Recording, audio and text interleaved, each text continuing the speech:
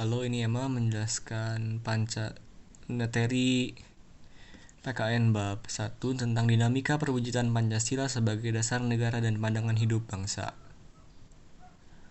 Pertama ada penerapan Pancasila dari masa ke masa.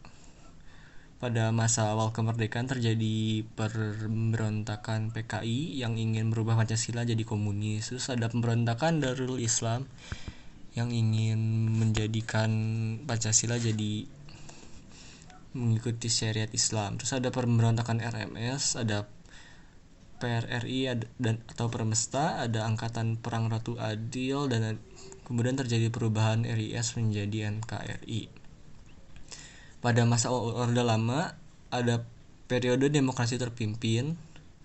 Terus kemudian Presiden Soekarno mengeluarkan dekret presiden yang menyimpang UUD NRI 1945.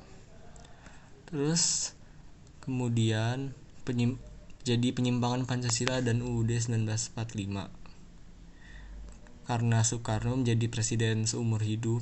Terus keluarnya dekret presiden 1959 dan Pancasila menjadi ideologi liberal. Pada masa Orde Lama, Orde Baru, pemerintah Soekarno terkena tamparan dari PKI, lembaga kepresidenan menjadi pengontrol utama lembaga negara. Kebebasan politik dibatasi menjadi 3 partai PPP, Golkar, dan PDI. Terus kebebasan pers dibatasi, ada aktivis menantang pemerintah hilang atau ditangkap, dan banyak peristiwa melanggar hak asasi manusia. Terus kemudian berikutnya dinamika nilai-nilai Pancasila sesuai dengan perkembangan zaman. Hakikat ideologi terbuka yaitu senantiasa semampu berinteraksi dengan dinamis, tidak berubah, namun pelaksanaan disesuaikan, bersifat aktual, dinamis, antisipatif, dan menyesuaikan dengan zaman. Terus ada kedudukan Pancasila sebagai ideologi terbuka Pancasila. Keterbukaan ideologi Pancasila memperhatikan stabilitas nasional yang dinamis, larangan komunis dan lain-lain, mencegah paham liberal, larangan pandangan ekstrim yang menggelisahkan masyarakat, penciptaan norma yang melalui kesepakatan. Nilai dasarnya bersifat universal, itu cita-cita, tujuan, dan nilai-nilai baik benar. Bersifat tetap dan melekat pada kelangsungan hidup negara. Perwujudannya yaitu nilai-nilai Pancasila sesuai dengan nilai-nilai yang 5. Terus nilai instrumental penjabaran nilai-nilai dasar yaitu UUD, TAP MPR, undang-undang, peraturan perundang-undangan lainnya, dapat disesuaikan dengan perkembangan zaman. Terus ada nilai praksis yaitu realisasi nilai instrumental berupa pengalaman nyata.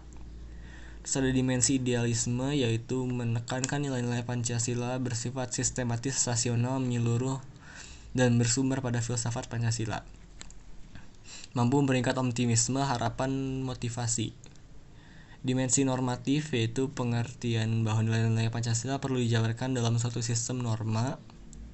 Dan dimensi realitas bermakna bahwa suatu ideologi harus mampu mencerminkan realitas kehidupan yang berkembang. Kemudian selanjutnya tentang perwujudan nilai-nilai Pancasila dalam berbagai kehidupan. Ada dalam bidang hukum yaitu meliputi persoalan lembaga negara, HAM, demokrasi, dan hukum. Dalam pembangunan dalam bidang hukum yaitu diarahkan pada terciptanya sistem hukum nasional yang berdasarkan Pancasila. Pancasila sumber segala hukum. Perwujudan nilai Pancasila dalam bidang ekonomi itu usaha bersama atas asas kekeluargaan. Terus perekonomian rasional diselenggarakan berdasarkan demokrasi ekonomi dengan prinsip kebersamaan, efisiensi, keadilan, berkelanjutan, berwawasan lingkungan, kemandirian, dan menjaga keseimbangan, kemajuan, dan kesatuan ekonomi nasional.